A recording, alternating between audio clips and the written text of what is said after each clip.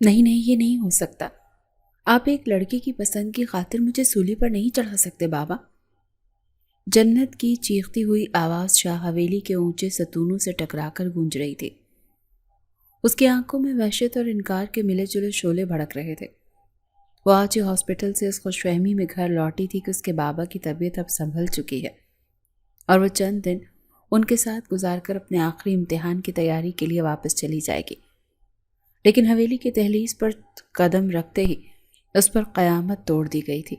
اس کی شادی، اور وہ بھی دلاور شاہ سے۔ اس کے بابا سکندر شاہ جو صوفے پر نیم دراز تھے، اس کی آواز سن کر تکلیف سے پہلو بدلنے لگے۔ ان کا چہرہ کمزوری اور بے بسی کی تصویر بنا ہوا تھا۔ بیٹی، میری بات تو سنو، یہ فیصلہ تمہارے بھلے کے لیے ہے۔ کون سا بھلا بابا؟ جنت کے لہجے میں زہر بھری تلخی تھی۔ وہ شخص، وہ دلاور شاہ جو لڑکیوں کے گھر سے قدم نکالنے کو گناہ سمجھتا ہے، جو میری تعلیم کا سب سے بڑا مخالف تھا، اس کے ساتھ میری زندگی کیسے بھلی ہو سکتی ہے؟ آپ جانتے ہیں نا کہ نکاح کے اگلے ہی دن وہ میرے خوابوں کو اس حویلی کے صحن میں زندہ دفن کر دے گا۔ وہ مجھے اس قید خانے سے کبھی باہر نہیں نکلنے دے گا۔ کیا آپ یہی چاہتے ہیں؟ سکندر شاہ نے ایک لمبی تھکی ہوئی سانس لی۔ وہ بدل گیا ہے جنت، اس نے خود تمہارا رشتہ مانگا ہے۔ وہ تمہارا خیال رکھے گا۔ خیال رکھے گا یا میری روح کو قید کر کے رکھے گا؟ جنت کے آنسو اس کے گال پر بہنے لگے۔ اس نے میری پسند کیوں نہیں پوچھی؟ اس نے اپنی خواہش کو اہمیت دی، میری کیوں نہیں؟ کیا اس حویلی میں عورت صرف ایک بے جان گڑیا ہے جسے جب چاہا جس کے ہاتھ میں تھما دیا؟ میں نے اتنی محنت، اتنی جدوجہد اس دن کے لیے کی تھی کہ آخر میں دلاور شاہ جیسے جاگیردار کی غلامی میں دے دی جاؤں۔ کمرے میں بھی جان داخل ہوئی، ان کے چہرے پر وقار اور آنکھوں میں گہری سمجھداری تھی۔ انہوں نے آگے بڑھ کر جنت کے سر پر ہاتھ رکھا۔ پتھر بھی پانی پڑتا رہے تو وہ نرم پڑ جاتا ہے بیٹی۔ دلاور ہمارا خون ہے، وہ تمہارے ساتھ برا نہیں کرے گا، نہیں بی جان۔ وہ شخص پتھر نہیں، لوہا ہے، زنگ آلود لوہا جو دوسروں کو بھی اپنے جیسا بنا دیتا ہے۔ جنت نے بی جان کا ہاتھ جھٹک دیا۔ جب میں شہر پڑھنے جا رہی تھی، یہی دلاور شاہ تھا جو غصے سے گرج رہا تھا کہ حویلی کی لڑکیاں شہر جا کر آوارہ ہو جاتی ہیں۔ تب آپ نے اور بابا نے میرا ساتھ دیا تھا۔ آج آپ لوگ کیسے اس کے سامنے بے بس ہو گئے؟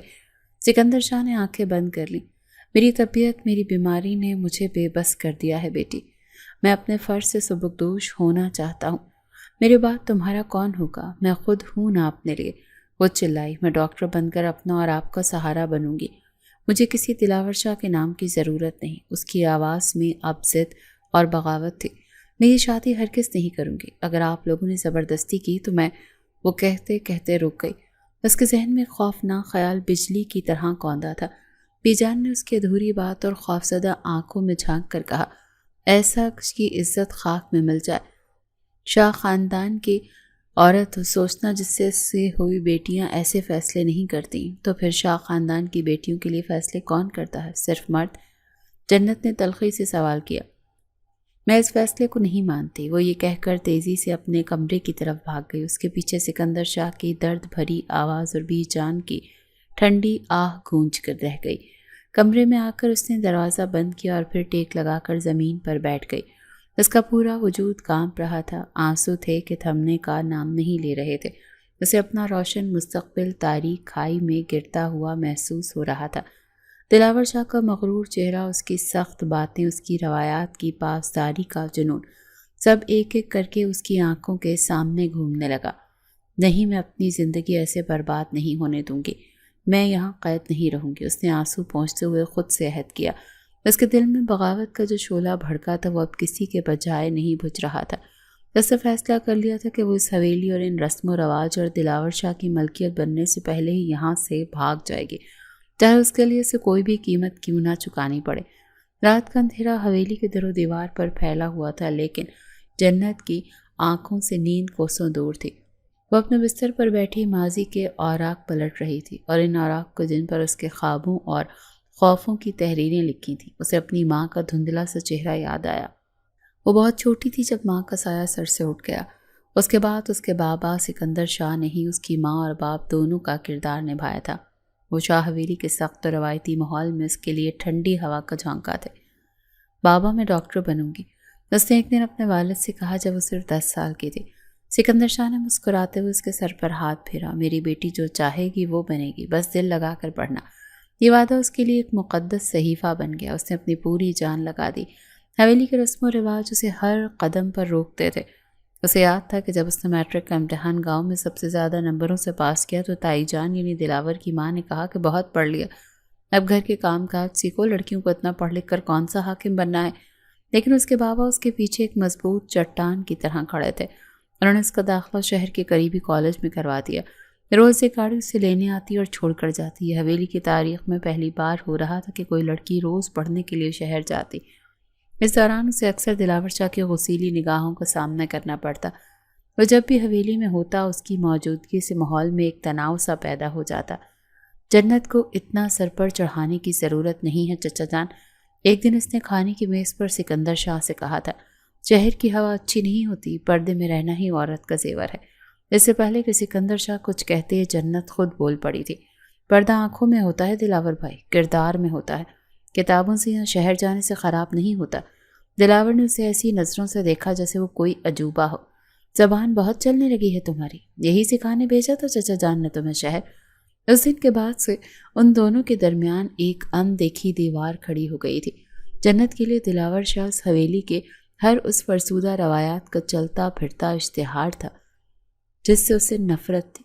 وہ عورت کو صرف اس کی ملکیت سمجھتا تھا، ایک ایسی شے جسے مرد کی عزت کی خاطر چار دیواری میں قید رہنا چاہیے، جبکہ جنت آزادی کی پنچھی تھی جو کھلے آسمان میں اڑنے کے خواب دیکھتی تھی۔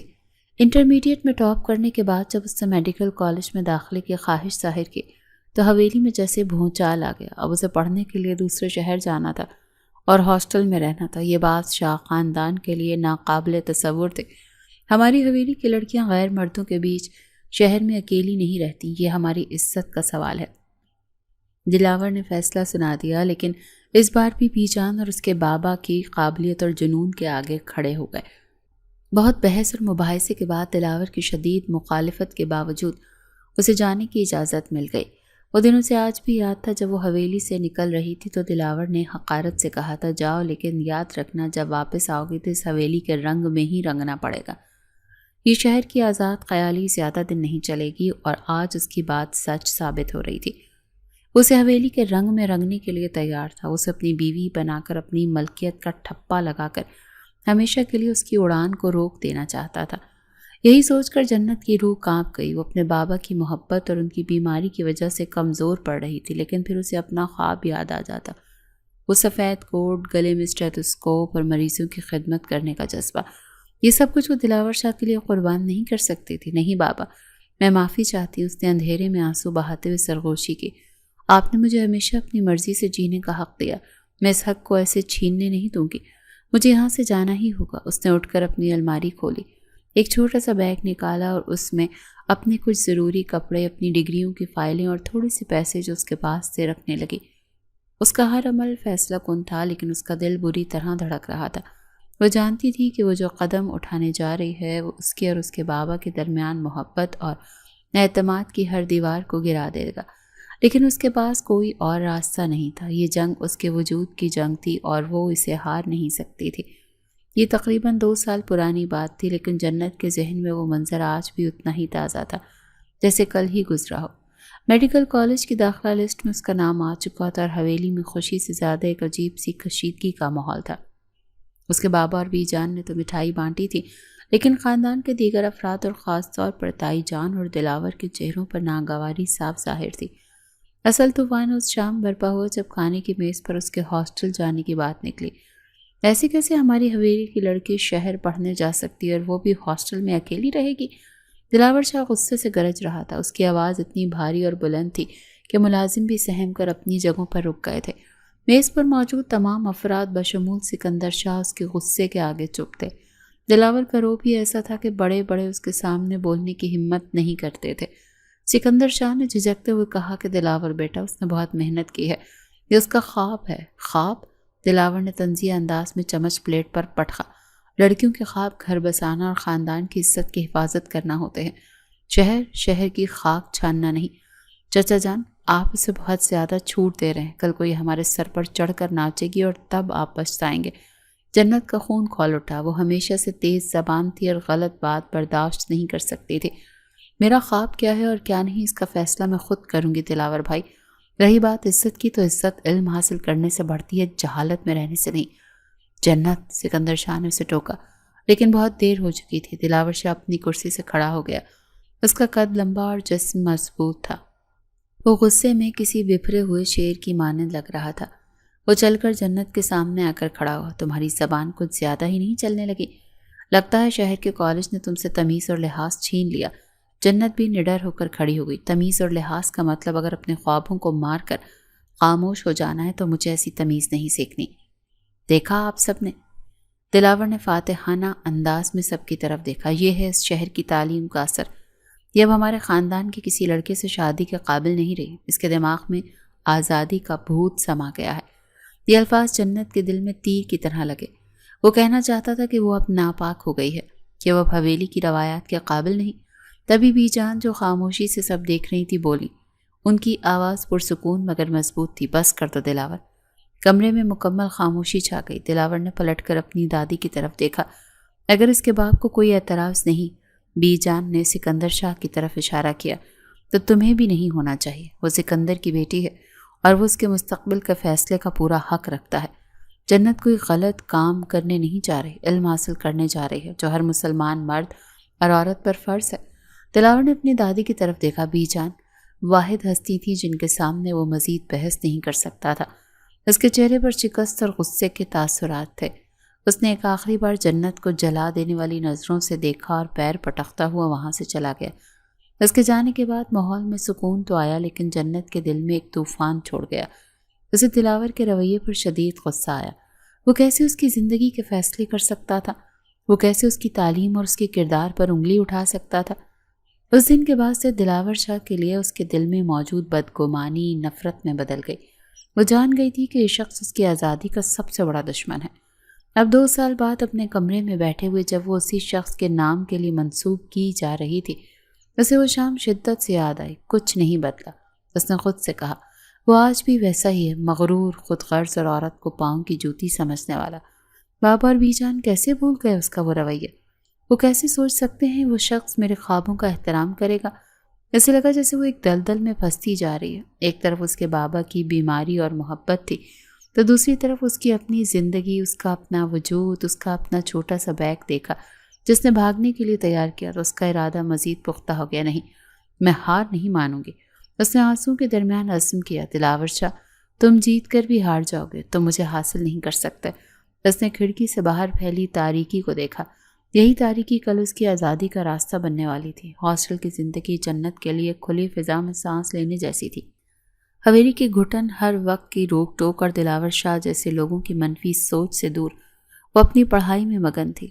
یہاں اس کی دوستیں تھیں، اساتذہ تھے جو اس کی قابلیت کی تعریف کرتے تھے، اور سب سے بڑھ کر ایک مقصد تھا۔ وہ دن رات ایک کر کے پڑھ رہی تھی۔ اس کا خواب اب اس کی دسترس میں تھا۔ تقریباً 1 سال کا عرصہ بیت گیا۔ اس دوران اس کا دلاور شاہ سے کوئی آمنا سامنا نہیں ہوا۔ وہ جب بھی چھٹیوں میں حویلی آتی، دلاور یا تو شہر اپنے کاروبار کے سلسلے میں گیا ہوتا یا پھر وہ جان بوجھ کر اس کے سامنے آنے سے گریز کرتا۔ جنت کو اس بات سے بے حد سکون ملتا تھا۔ وہ سوچتی تھی کہ شاید وقت کے ساتھ ساتھ دلاور اسے اور اس کی تعلیم کو قبول کر لے گا، لیکن یہ اس کی خام خیالی تھی۔ اسے بھی جان سے پتہ چلتا رہتا تھا کہ دلاور اب بھی اس سے شہر میں رہنے کے سخت خلاف ہے، اور اکثر کہتا ہے کہ شہر کی ہوا نے اسے بگاڑ دیا ہوگا۔ جنت کو ان باتوں پر غصہ تو آتا تھا، لیکن وہ نظر انداز کر دیتی۔ پھر ایک دن تقدیر نے اپنا پانسا پھینکا۔ وہ لائبریری میں اپنی کتابوں میں گم تھی جب اس کے فون کی گھنٹی بجی۔ اسکرین پر گھر کا نمبر چمک رہا تھا۔ اس نے مسکرا کر اٹھایا۔ السلام علیکم بابا۔ دوسری جانب سے اس کے چچا زاد بھائی کی گھبرائی ہوئی آواز آئی، جنت جلدی گھر آ جاؤ، بابا کو ہارٹ اٹیک آیا ہے۔ یہ الفاظ جنت کے کانوں میں پگھلے ہوئے سیسے کی طرح اتر گئے۔ اس کے ہاتھ سے فون چھوٹ کر زمین پر گر گیا۔ کتابیں، لائبریری، اس کے ارد گرد موجود لوگ، سب کچھ دھندلا گیا۔ اس کے ذہن میں صرف ایک ہی چیز تھی، اس کے بابا۔ وہ دیوانہ وار ہاسٹل کی طرف بھاگی، اپنا سامان پیک کیا اور پہلی بس پکڑ کر اپنے شہر روانہ ہو گئی۔ پورا راستہ اس نے روتے ہوئے، اپنی دعائیں مانگتے ہوئے گزارا۔ اسے یقین نہیں آ رہا تھا کہ اس کے بابا تو بالکل ٹھیک ہیں۔ وہ ہمیشہ اس کی ڈھال بنے تھے، اس کی ہر خواہش پوری کی تھی۔ وہ ان کے بغیر اپنی زندگی کا تصور بھی نہیں کر سکتے تھے۔ جب وہ اسپتال پہنچی تو اس کے بابا ICU میں تھے۔ ڈاکٹر نے بتایا کہ حملہ شدید تھا لیکن اب وہ خطرے سے باہر ہیں۔ جنت نے شیشے کے دروازے سے اپنے بابا کو دیکھا جو مشینوں میں گھرے ہوئے تھے۔ ان کا پرسکون چہرہ دیکھ کر اس کا دل کٹ کر رہ گیا۔ وہ وہیں دیوار سے ٹیک لگا کر بیٹھ گئی اور پھوٹ پھوٹ کر رو پڑی۔ 1 مہینہ اس کے بابا اسپتال میں رہے۔ جنت نے ایک لمحے کے لیے بھی اس کا ساتھ نہیں چھوڑا۔ اس نے اپنی پڑھائی، اپنی کتابیں، سب کچھ پس پش ڈال دیا۔ اس کی دنیا صرف اس کے بابا کے گرد گھوم رہی تھی۔ اس دوران دلاور شاہ سمیت تمام خاندان والے اسپتال کے چکر لگاتے رہے۔ دلاور کا رویہ اس کے ساتھ غیر متوقع طور پر نرم تھا۔ اسے اس کے بابا کی طبیعت کے بارے میں پوچھتا، اسے تسلی دیتا اور ہر ضرورت کا خیال رکھتا۔ لیکن جنت کا دماغ اس وقت کچھ بھی سوچنے سمجھنے سے قاصر تھا۔ جب سکندر شاہ کو اسپتال سے چھٹی ملی اور وہ حویلی واپس آئی تو پہلے جیسی نہیں تھے۔ وہ دل کے مریض بن چکے تھے، کمزور اور ہر وقت خاموش رہنے لگے تھے۔ جنت کے فائنل امتحانات سر پر تھے۔ اس کے بابا نے خود اس سے اصرار کر کے واپس ہاسٹل بھیجا۔ جاؤ بیٹی، اپنا مستقبل بناؤ، تمہاری کامیابی ہی میری صحت ہے۔ وہ بہت بھاری دل کے ساتھ واپس آئی تھی۔ اب اس کی پڑھائی میں پہلے جیسی توجہ نہیں تھی۔ اس کا دل ہر وقت اپنے بابا کی فکر میں لگا رہتا۔ وہ جانتی تھی کہ اس کے بابا کو اس کی کتنی ضرورت ہے، لیکن وہ ان کے خواب کو بھی توڑنا نہیں چاہتی تھی۔ وہ جلد سے جلد اپنی ڈگری مکمل کر کے ہمیشہ کے لیے ان کے پاس واپس آنا چاہتی تھی۔ امتحانی مرکز کا بڑا سا ہال طالب علموں سے کھچا کھچ بھرا ہوا تھا، لیکن جنت کو اپنے ارد گرد کے شور کی کوئی خبر نہیں تھی۔ اس کی تمام تر توجہ سامنے رکھے پرچے پر تھی۔ یہ اس کی زندگی کا آخری اور سب سے اہم امتحان تھا۔ اس کے بعد وہ باقاعدہ طور پر ڈاکٹر بننے والی تھی۔ اس نے گہری سانس لی، قلم اٹھایا۔ 3 گھنٹے کیسے گزرے اسے پتہ ہی نہیں چلا۔ جب نگران نے وقت ختم ہونے کا اعلان کیا تو اس نے ایک اطمینان بھرا سانس لیا اور اپنا پرچہ جمع کروا دیا۔ اس نے ہال سے باہر قدم رکھا تو ایک عجیب سی خوشی اور ہلکے پن کا احساس اس کے وجود میں پھیل گیا۔ برسوں کی محنت آج رنگ لائی تھی۔ اس نے فوراً اپنا فون نکالا تاکہ بابا کو یہ خوشخبری سنائے، لیکن اسکرین پر نظر پڑتے ہی وہ ٹھٹک گئی۔ دلاور شاہ کی 15ویں مسڈ کال تھی۔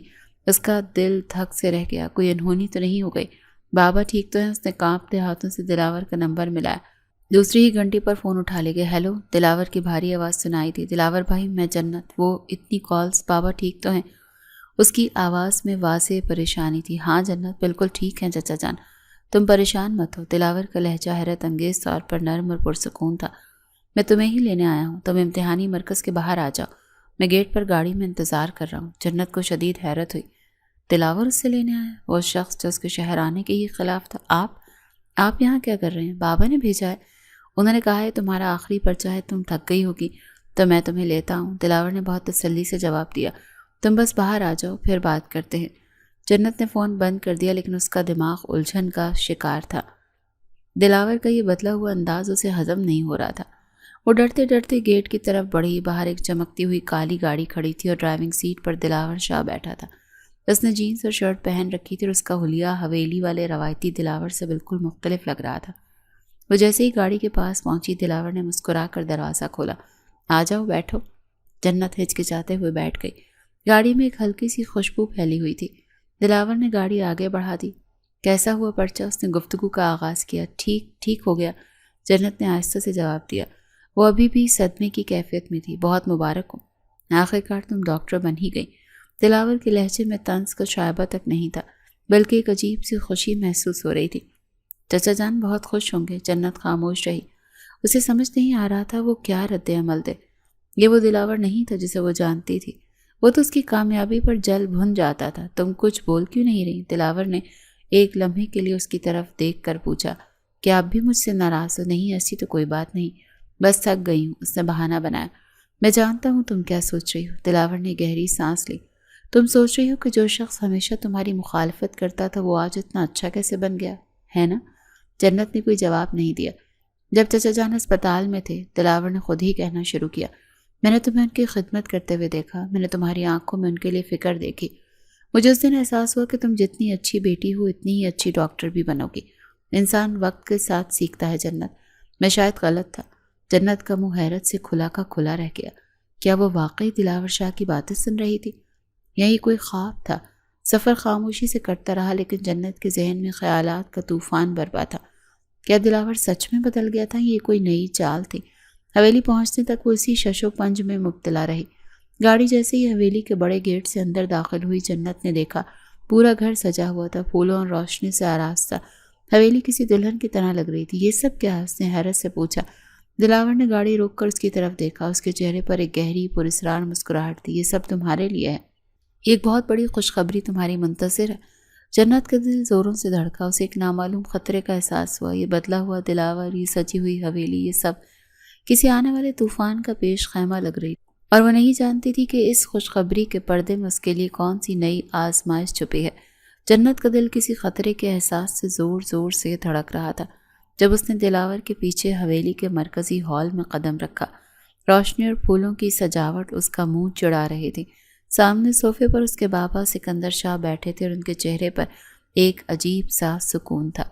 ساتھ ہی بی جان تسبیح پڑھ رہی تھی اور اسے دیکھتے ہی سکندر شاہ کے چہرے پر مسکراہٹ پھیل گئی۔ آ گئی میری بیٹی، میرا فخر۔ جنت بھاگ کر اپنے بابا کے گلے لگ گئی۔ بابا یہ سب کیا ہے؟ حویلی کو ایسے کیوں سجایا گیا ہے؟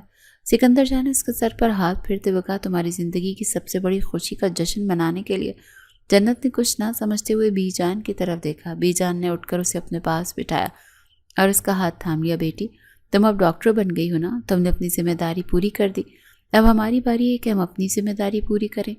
کیسی ذمہ داری بی جان؟ جنت کی الجھن بڑھتی چلی جا رہی تھی۔ تبھی دلاور جو اب تک خاموش کھڑا تھا آگے بڑھا اور سکندر شاہ کے پاس بیٹھ گیا۔ سکندر شاہ نے اس کے کاندھے پر ہاتھ رکھا، پھر جنت سے مخاطب ہوا۔ بیٹی، میری طبیعت کا کچھ بھروسہ نہیں، میں چاہتا ہوں اپنے جیتے جی تمہارے ہاتھ پیلے کر دوں اور تمہیں ایک محفوظ سائبان بھی دیکھ لو۔ جنت کا دل ڈوبنے لگا۔ بابا، آپ ایسی باتیں کیوں کر رہے ہیں؟ آپ بالکل ٹھیک ہو جائیں گے، اور مجھے ابھی شادی نہیں کرنی، مجھے اپنا کریئر بنانا ہے۔ تمہارا کریئر اب بن چکا ہے، سکندر شاہ نے نرمی سے کہا، اور تمہارے لیے دلاور سے بہترین اور کوئی ساتھی نہیں ہو سکتا۔ اس نے خود تمہارا ہاتھ مانگا ہے۔ یہ سننا تھا کہ جنت کے پیروں تلے سے زمین ہی نکل گئی۔ ایک لمحے کے لیے اسے لگا کہ اس کے کان بج رہے ہیں۔ اس نے بے یقینی سے پہلے اپنے بابا، پھر بی جان اور آخر میں دلاور کے پرسکون چہرے کو دیکھا۔ دلاور کی آنکھوں میں ایک عجیب سی چمک تھی، جیسے اس نے کوئی جنگ جیت لی ہو، اور پھر جنت کے اندر کا لاوا پھٹ پڑا۔ نہیں، یہ نہیں ہو سکتا۔ وہ اپنی جگہ سے کھڑی ہو گئی۔ اس کی آواز میں وہی چیخ تھی جو اس نے ہاسٹل سے آنے کے بعد مچائی تھی۔ آپ ایک لڑکے کی پسند کی خاطر مجھے سولی پر نہیں چڑھا سکتے بابا۔ سکندر شاہ نے تکلیف سے آنکھیں بند کر لیں۔ بیٹی، یہ صرف اس کی پسند نہیں، اب میری بھی خواہش ہے۔ آپ کی خواہش میری زندگی سے بڑی نہیں ہو سکتی، وہ چلائی۔ آپ جانتے ہیں کہ یہ شخص میری تعلیم کے کتنا خلاف تھا۔ آپ جانتے ہیں کہ عورت کو صرف پاؤں کی جوتی سمجھتا ہے۔ آپ کیسے میرے ساتھ ایسا کر سکتے ہیں؟ اس کی آنسو گالوں پر بہنے لگے۔ وہی ہوا جس کا مجھے ڈر تھا۔ آپ لوگوں نے مجھے ہاسٹل سے صرف اس لیے بلایا تاکہ مجھے اس پنجرے میں ہمیشہ کے لیے قید کر سکیں۔ بی جان نے اسے سمجھانے کی بہت کوشش کی۔ جنت غصے میں عقل کام نہیں کرتی۔ بیٹھ کر بات سنو۔ اب سننے کو کیا رہ گیا بی جان؟ فیصلہ تو ہو چکا، دولہا بھی سامنے بیٹھا ہے، بس دلہن کی رائے کی ضرورت نہیں سمجھی گئی۔ اس نے طنزیہ لہجے میں دلاور کو دیکھا۔ کیوں دلاور شاہ، مل گیا سکون آپ کو؟ آخر کار آپ نے مجھے شکست دے ہی دی نا۔ دلاور خاموش رہا۔ اس کی خاموشی جنت کے غصے کو مزید بھڑکا رہی تھی۔ میں یہ شادی کبھی نہیں کروں گی، کبھی بھی نہیں، جنت نے آخری فیصلہ سنایا اور روتے ہوئے اپنے کمرے کی طرف بھاگ گئی۔ اس کے پیچھے پورا خاندان سکتے کی حالت میں رہ گیا۔ سکندر شاہ کی آنکھوں میں آنسو آ گئے اور بی جان نے گہری ٹھنڈی آہ بھری۔ دلاور شاہ وہیں بیٹھا رہا۔ اس کے چہرے کے تاثرات پڑھنا ناممکن تھا۔ حویلی میں جو جشن کا سما تھا وہ جنت کی ایک چیخ سے ماتم میں بدل چکا تھا۔ اگلے 2 دن جنت کے لیے جہنم سے کم نہیں تھے۔ اس نے خود کو کمرے میں بند کر لیا تھا۔ اسے لگ رہا تھا جیسے وہ ایک بند گلی میں آ گئی ہے جس کا کوئی سرا نہیں۔ اس نے اپنے بابا سے بات کرنے کی کوشش کی، لیکن وہ اب اپنی بیماری کا واسطہ دے کر اسے جذباتی طور پر کمزور کر رہے تھے۔ جنت، کیا تم چاہتی ہو کہ میں اسی فکر میں گھل گھل کر مر جاؤں؟ انہوں نے کمزور آواز میں کہا جب وہ ان کے لیے دوا لے کر آئی۔ بس ایک بار میری بات مان لو، دلاور تمہیں خوش رکھے گا۔ وہ مجھے کبھی خوش نہیں رکھے گا بابا۔ وہ میری آزادی، میرے خواب، سب کچھ چھین لے گا۔ اس نے روتے ہوئے کہا۔ وہ وعدہ کر چکا ہے مجھ سے، سکندر شاہ نے کہا، لیکن ان کی آواز میں خود اعتمادی نہیں تھی۔ آخرکار تنگ آ کر جنت نے فیصلہ کیا کہ براہ راست ہی دلاور سے بات کرے گی۔ وہ ہمت کر کے اس کے کمرے کے باہر پہنچی اور دروازے پر دستک دی۔ آ جاؤ۔ اندر سے دلاور کی بھاری آواز آئی۔ جنت اندر داخل ہوئی۔ دلاور آرام دہ کرسی پر بیٹھا کوئی فائل دیکھ رہا تھا۔ اس نے نظر اٹھا کر جنت کو دیکھا اور اس کے لبوں پر ایک مسکراہٹ نمودار ہوئی۔ آؤ جنت، مجھے پتا تھا تم ضرور آؤ گی۔ اس کا لہجہ ایسا تھا جیسے وہ کوئی فاتح ہو اور جنت ایک ہاری ہوئی سپاہی۔ آپ کس قدر خوش فہم ہیں، جنت نے تلخی سے کہا۔ میں یہاں آپ کو یہ بتانے کے لیے آئی ہوں کہ میں آپ سے شادی نہیں کروں گی۔ مہربانی کر کے یہ تماشا بند کروائیں اور میرے بابا کو منع کر دیں۔ دلاور اپنی جگہ سے اٹھا اور اس کے قریب آ کر کھڑا ہوا۔ تماشا کیسا جنت؟ یہ تو خوشی کا موقع ہے اور تم فکر کیوں کرتی ہو؟ شاہ حویلی کی بہو بن کر تمہیں کسی چیز کی کمی نہیں ہوگی۔ میں تمہارا ہر خواب پورا کروں گا۔ جھوٹ، جنت غصے سے بولی۔ آپ کا سب سے بڑا خواب تو مجھے اس حویلی میں قید کرنا ہے۔ آپ میرے ڈاکٹر بننے کے خواب کو کبھی پورا نہیں ہونے دیں گے۔ تمہیں مجھ پر اعتبار نہیں ہے؟ دلاور نے پوچھا۔ اس کی آنکھوں میں ایک عجیب سی چمک تھی۔ نہیں، مجھے آپ پر ذرا بھی اعتبار نہیں۔ آپ ایک مغرور اور عورت کی تذلیل کرنے والے انسان کے سوا اور کچھ نہیں۔ یہ سن کر دلاور کے چہرے پر جو ہلکی سی مسکراہٹ تھی وہ غائب ہو گئی تھی۔ اس کے تاثرات سخت ہو گئے۔ سوچ لو جنت، انکار کا راستہ تمہارے لیے اچھا نہیں ہوگا۔ تم میرے نام لگ چکی ہو، اب پیچھے ہٹنے کا کوئی سوال ہی پیدا نہیں ہوتا۔ میں بھاگ جاؤں گی، جنت نے بے اختیار کہا تو دلاور ہنس پڑا، ایک سرد بے رحم ہنسی۔ اس حویلی کی دیواریں بہت اونچی ہیں جنت، اور ان دیواروں کے باہر کی دنیا بہت ظالم ہے۔ تم جیسی لڑکی اکیلی وہاں ایک دن بھی نہیں گزار سکتی۔ بہتر ہے کہ شرافت سے فیصلہ قبول کر لو۔ یہ کہہ کر وہ واپس اپنی کرسی پر بیٹھ گیا اور فائل میں مصروف ہو گیا، جیسے جنت وہاں موجود ہی نہ ہو۔ اس کی بدترین تذلیل تھی۔ جنت کا پورا وجود غصے اور بے بسی سے کانپنے لگا۔ آنکھوں میں آنسو لیے وہ وہاں سے پلٹ آئی۔ اب اسے یقین ہو گیا تھا کہ بات چیت کے تمام راستے ہی بند ہو چکے ہیں۔ دلاور شاہ نے اسے ایک چیلنج سمجھ لیا تھا اور وہ اسے جیتنا چاہتا تھا، اور اس کے اپنے وہ بھی اس کے ظالم کا ساتھ دے رہے تھے۔ اس رات جب شادی میں صرف ایک دن باقی رہ گیا تھا، اس نے آخری فیصلہ کیا۔ دلاور نے کہا تھا کہ باہر کی دنیا ظالم ہے، لیکن جنت کے لیے اس حویلی کی غلامی میں جینے سے زیادہ بڑا کوئی اور ظلم نہیں تھا۔ اس نے اپنا وہ چھوٹا سا بیگ نکالا جو اس نے پہلے ہی تیار کر رکھا تھا۔ اس نے عزم کر لیا تھا کہ کل کا سورج طلوع ہونے سے پہلے وہ اس حویلی کی اونچی دیواروں کو پار کر جائے گی۔ رات کا دوسرا پہر شروع ہو چکا تھا۔ حویلی میں مہندی کی تقریب کے بعد گہری خاموشی چھا گئی تھی۔ تھکے ہارے مہمان اور گھر والے اپنے اپنے کمروں میں جا چکے تھے، لیکن جنت کی آنکھوں میں نیند نہیں بلکہ ایک طوفان تھا۔ یہی وقت تھا اس نے اپنے دل کو مضبوط کیا۔ ایک سیاہ چادر اوڑھی اور اپنا چھوٹا سا بیگ اٹھایا۔ اس نے دھیرے سے اپنے کمرے کا دروازہ کھولا۔ راہداری میں گھپ اندھیرا تھا۔ وہ ننگے پاؤں دیوار کے ساتھ لگ کر بلی کی طرح دبے قدموں کے ساتھ چل رہی تھی۔ ہر آہٹ پر اس کا دل حلق میں آ جاتا۔ اسے ڈر تھا کہ کہیں کوئی چاک نہ جائے۔ حویلی کا پچھلا دروازہ باغیچے میں کھلتا تھا اور وہاں سے باہر نکلنا آسان تھا۔ وہ کانپتے ہاتھوں سے دروازے کی کنڈی کھول کر باغیچے میں آ گئے۔ رات کی ٹھنڈی ہوا اس کے چہرے سے ٹکرائی تو اس کے جسم میں ایک سنسنی سی دوڑ گئی۔ اس نے آخری بار مڑ کر شاہ حویلی کی عظیم الشان عمارت کو دیکھا، جہاں اس کا بچپن گزرا، جہاں اس کے بابا تھے۔ ایک آنسو اس کی آنکھوں سے ٹوٹ کر گرا، جیسے اس نے فوراً پہنچ لیا۔ یہ کمزور پڑنے کا وقت نہیں تھا۔ وہ باغیچے کی پچھلی دیوار جو زیادہ اونچی نہیں تھی احتیاط سے پھلانگ کر باہر سڑک پر آ گئی۔ سڑک کنارے اور سنسان اور تاریک تھی۔ وہ جانتی تھی کہ اسے جلد از جلد یہاں سے دور کسی محفوظ جگہ پر پہنچنا ہے۔ شہر جانے والی بسوں کا اڈہ یہاں سے تقریباً 2 کلومیٹر دور تھا۔ اس نے تیز تیز قدموں سے چلنا شروع کیا۔ ابھی وہ تھوڑی ہی دور گئی تھی کہ اسے اپنے پیچھے کچھ آوازیں سنائی تھیں۔ اس نے مڑ کر دیکھا تو اس کی روح فنا ہو گئی تھی۔ چند لڑکوں کا ایک گروہ اس کے پیچھے آ رہا تھا۔ وہ آپس میں ہنس رہے تھے اور اس پر آوازیں کس رہے تھے۔ اوہ ہو، دیکھو تو رات کے اندھیرے میں کون سی پری نکلی ہے، ان میں سے ایک لڑکا بولا۔ جنت نے اپنی رفتار تیز کر دی۔ اس کا دل خوف سے بری طرح سے دھڑک رہا تھا۔ ارے روکو تو صحیح، ہم سے کیا پردہ؟ دوسرا لڑکا آگے بڑھ کر اس کا راستہ روک کر کھڑا ہو گیا۔ ان سب کی آنکھوں میں شیطانی چمک تھی اور ان کے منہ سے شراب کی بو آ رہی تھی۔ راستہ چھوڑو میرا، جنت نے ہمت کر کے کہا تھا۔ راستہ تو چھوڑ دیں گے، لیکن پہلے کچھ مہمان نوازی تو کرواؤ۔ ایک لڑکے نے اس کا ہاتھ پکڑنے کے لیے ہاتھ بڑھایا تھا۔ جنت نے ایک جھٹکے سے خود کو پیچھے کیا اور پوری قوت سے بھاگنا شروع کیا۔ وہ لڑکے قہقہے لگاتے ہوئے اس کے پیچھے بھاگے۔ وہ اندھا دھند بھاگ رہی تھی، اسے نہیں معلوم تھا وہ کہاں جا رہی ہے۔ گلیاں تاریک اور انجان تھیں۔ اس کے کانوں میں لڑکوں کے قہقہے اور اس کے اپنے دل کی دھڑکن کی آواز گونج رہی تھی۔ اسے اسی لمحے پر شدید غصہ اور پچھتاوا ہو رہا تھا جب اس نے حویلی سے نکلنے کا فیصلہ کیا تھا۔ دلاور کے الفاظ اس کے کانوں میں گونجے، باہر کی دنیا بہت ظالم ہے، وہ کتنا سچ کہہ رہا تھا۔ وہ بزدل نہیں تھی، لیکن اس وقت خوف نے اسے جکڑ لیا تھا۔ اسے اپنے بابا کا اعتبار توڑنے کا احساس اندر ہی اندر کھائے جا رہا تھا۔ بھاگتے بھاگتے اس کا سانس پھول گیا تھا اور اب وہ نہیں بھاگ سکتی تھی۔ اس نے دل ہی دل میں اللہ سے دعا کی کہ یا اللہ میری مدد کر، مجھے بچا لے۔ وہ لڑکے اب اس کے بہت قریب آ چکے تھے، اسے لگا کہ آج اس کی عزت اور زندگی کچھ بھی محفوظ نہیں رہے گا۔ تبھی جیسے اس کی دعا قبول ہوئی اور ایک موڑ موڑتے ہی اس کی گاڑی کی ہیڈ لائٹس نظر آئیں۔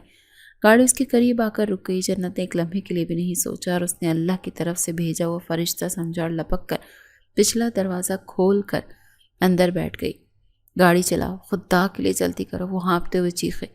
اس کی آواز میں زندگی کی بھیک تھی۔ گاڑی کے ٹائروں نے سڑک پر ایک چرچراہٹ کی آواز پیدا کی اور تیزی سے آگے بڑھی۔ جنت نے کانپتے ہوئے پیچھے مڑ کر دیکھا۔ وہ اوباش لڑکے غصے اور بے بسی کے عالم میں دور ہوتے نظر آ رہے تھے۔ اس نے اطمینان سے ایک لرزتا ہوا سانس لیا اور اپنی آنکھیں سختی سے بند کر لیں۔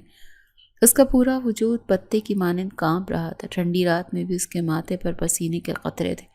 بی بی خیریت تو ہے؟ آپ کون ہیں اور کہاں جانا ہے آپ نے؟ یہ آواز، یہ جانی پہچانی گہری اور بھاری آواز، جنت کا خون رگوں میں منجمد ہو گیا۔ یہ خواب نہیں ہو سکتا۔ اس نے ڈرتے ڈرتے آنکھیں کھولی، سامنے ڈرائیور کے ریئر میوں سے اپنی طرف دیکھتے ہوئے پایا۔ ایک لمحے کے لیے اس کی دنیا تاریک ہو گئی۔ ڈرائیونگ سیٹ پر دلاور شاہ بیٹھا تھا۔ اس کی سانس حلق میں اٹک گئی۔ وہ جس شخص سے اپنی آزادی اور خواب بچانے کے لیے بھاگی تھی، آج تقدیر نے اسی کے رحم و کرم پر اسے لا پھینکا۔ وہ کیا سوچے گا اگر اس نے پہچان لیا تو؟ کیا حشر کرے گا؟ لیکن پھر اسے اپنے حلیے کا خیال ہے۔ اس نے ایک بڑا سا سیاہ عبایا پہنا ہوا تھا اور چہرے پر نقاب بھی تھا جو آنسوؤں سے بھیگ چکا تھا۔ دلاور نے دوبارہ پوچھا۔ اس بار اس کے لہجے میں شک اور تھوڑی سختی تھی۔ میں آپ سے کچھ پوچھ رہا ہوں، اگر آپ نہیں بتائیں گی کہ آپ کون ہیں تو مجھے آپ کو پولیس کے حوالے کرنا پڑے گا۔ جنت کی زبان تو جیسے تالو سے چپک گئی تھی۔ اس کے منہ سے صرف ٹوٹی پھوٹی سسکیاں ہی نکل رہی تھی۔ دلاور کا لہجہ مزید سخت ہو گیا۔ دیکھو، میں شریف لوگوں کی طرح بات کر رہا ہوں۔ گھر سے بھاگ رہی ہو کیا؟ اس نے ایک لمحہ توقف کیا اور پھر اس کی آواز میں ایک عجیب سی تلخی در آئی۔ کیا باپ کی عزت کا کوئی خیال نہیں ہے؟ اس کی پگڑی کا کوئی احساس نہیں؟ وہ باپ جب صبح اٹھے گا اور اسے پتہ چلے گا کہ اس کی بیٹی غائب ہے تو لوگوں کو کیا شکل دکھائے گا؟ وہ تو زندہ درگور ہو جائے گا نا۔ جانتی ہو زمانہ کتنا خراب ہے، بھیڑیے نوچ کھاتے ہیں اکیلی لڑکی کو۔ اگر میں وقت پر نہ پہنچتا تو تمہارے ساتھ کیا ہو سکتا تھا، اس کا اندازہ ہے تمہیں؟ دلاور کا ہر لفظ جنت کے دل پر ہتھوڑے کی طرح لگ رہا تھا۔ یہ سارے سوالات، یہ سارے تانے جیسے وہ براہ راست اسی سے کیے جا رہے تھے۔ وہ شخص جسے وہ ہمیشہ سے ایک ظالم اور جابر جاگیردار سمجھتی تھی، ایک انجان لڑکی کی عزت اور اس کے باپ کی پگڑی کے لیے پریشان ہو رہا تھا۔ جنت سے یہ تضاد برداشت نہ ہو سکا اور وہ پھوٹ پھوٹ کر رونے لگی۔ اس کے رونے میں بے بسی تھی اور اپنے کیے پر شدید پچھتاوا۔ اس کی اس طرح ٹوٹ کر رونے سے دلاور کا لہجہ نرم پڑ گیا تھا۔ اچھا بس کرو، رونا بند کرو، مجھے اندازہ ہے تم کسی بڑی مصیبت میں ہو۔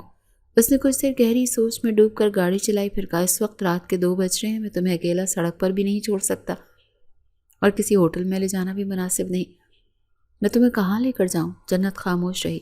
وہ کیا کہتی، ٹھیک ہے، تم رات ہمارے گھر کے مہمان خانے میں رہ سکتی ہو، وہ حویلی سے تھوڑا الگ ہے، تمہیں کوئی تنگ نہیں کرے گا۔ صبح جب حالات ٹھیک ہوں گے جہاں جانا ہو چلی جانا۔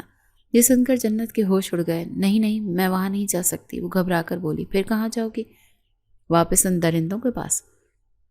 دلاور نے سختی سے کہا، چپ کر کے بیٹھی رہو، میں کوئی غلط انسان نہیں ہوں، تم وہاں محفوظ رہو گی۔ جنت بے بس ہو گئی، وہ مزید بحث نہیں کر سکتی تھی۔ گاڑی جلدی شاہ حویلی کے جانب پہچانے راستے پر مڑ گئی، جن کی جنت کی حالت غیر ہو رہی تھی۔ اس نے دعا کی حویلی میں سب سو رہے ہوں۔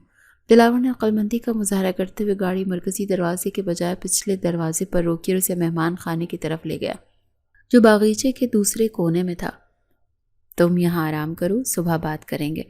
یہ کہہ کر جیسے ہی دلاور مڑا، اس وقت حویلی کے کچن کی بتی جلی اور تائی جان پانی کی بوتل لینے آئیں۔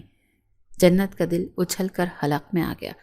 اس نے اور دلاور نے ایک دوسرے کو دیکھا۔ دلاور نے ایک لمحہ ضائع کیے بغیر جنت کو بازو سے پکڑ کر اندھیرے کے ایک بڑے ستون کے پیچھے چھپا دیا۔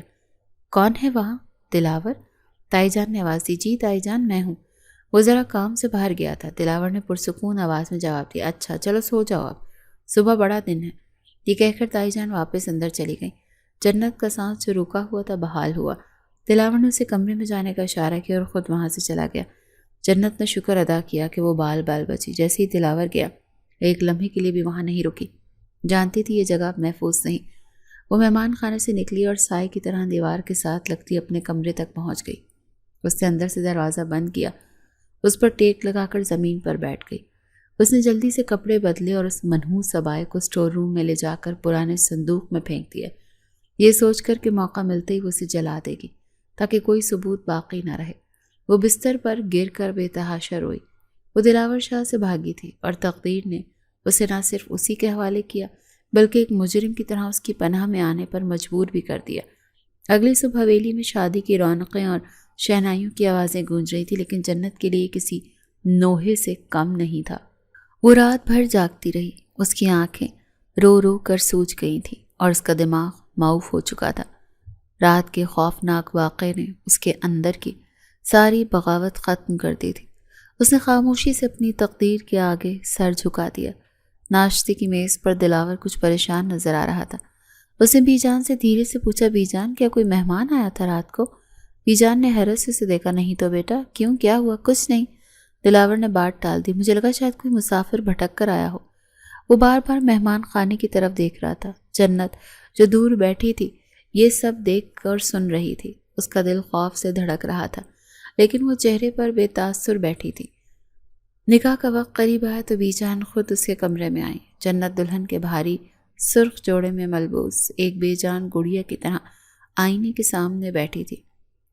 اس کی آنکھوں میں نہ کوئی خواب تھا نہ کوئی چمک۔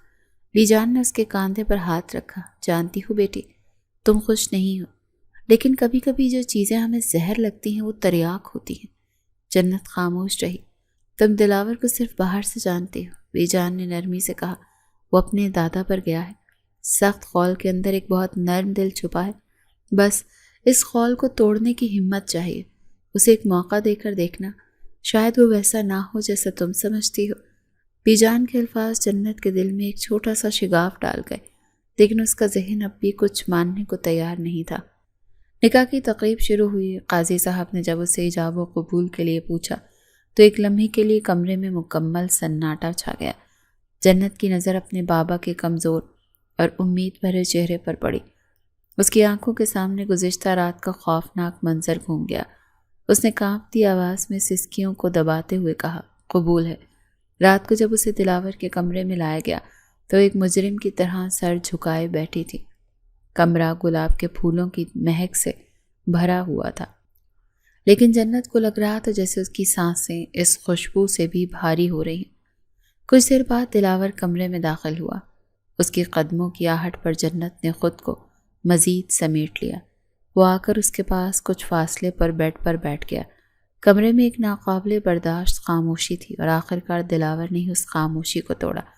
اس کی آواز بہت دھیمی اور سنجیدہ تھی۔ جنت، اس نے کوئی جواب نہیں دیا۔ میں جانتا ہوں تم مجھ سے شدید نفرت کرتی ہو اور اس شادی کو ایک سزا سمجھ رہی ہو۔ اس نے گہری سانس لی۔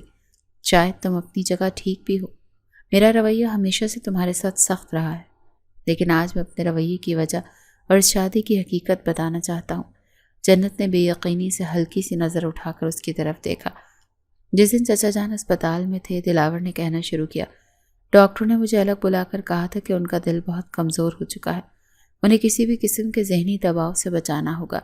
اس رات چچا جان نے میرا ہاتھ پکڑ کر کہا تھا کہ دلاور، میری زندگی کا کوئی بھروسہ نہیں، مجھے صرف جنت کی فکر کھائے جا رہی ہے۔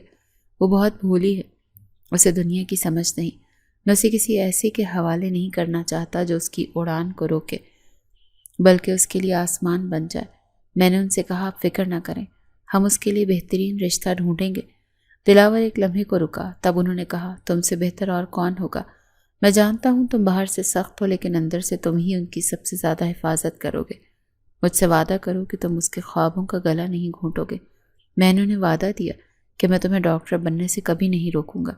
یہ شادی میری ضد نہیں، میرے چچا کی امانت ہے۔ جنت ساکت بیٹھی رہی اور یہ سب سنتی رہی۔ اس کی آنکھوں سے آنسو بے اختیار بہہ رہے تھے۔ دلاور نے بہت نرمی سے اس کا ہاتھ اپنے ہاتھ میں لیا۔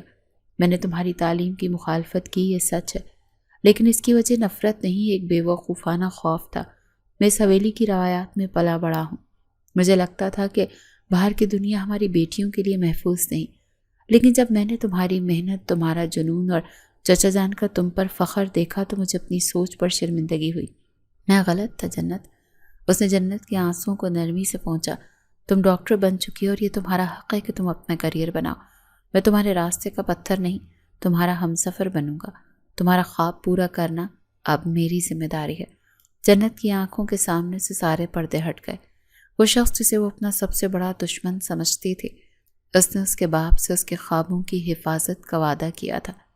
رات کو ایک انجان لڑکی کی عزت بچانے والا بھی یہی تھا، اور آج اس کے سامنے اپنی غلطی تسلیم کرنے والا بھی یہی تھا۔ اس نے روتے ہوئے دلاور کی طرف دیکھا۔ اس کی آنکھوں میں نفرت نہیں بلکہ شکر گزاری تھی، حیرت اور اپنے غلط گمانوں پر شدید پشیمانی تھی۔ اس نے دل ہی دل میں اللہ کا لاکھ لاکھ شکر ادا کیا، اور بی جان کے الفاظ اس کے کانوں میں گونج اٹھے تھے۔ اس نے واقعی دلاور کو صرف باہر سے دیکھا تھا، اس کے اندر چھپے انسان کو دیکھنے کا آج پہلی بار موقع ملا تھا۔ اس کی زندگی کا سورج غروب نہیں ہوا تھا، بلکہ ایک نئی، غیر متوقع اور شاید زیادہ خوبصورت صبح نے جنم لیا تھا۔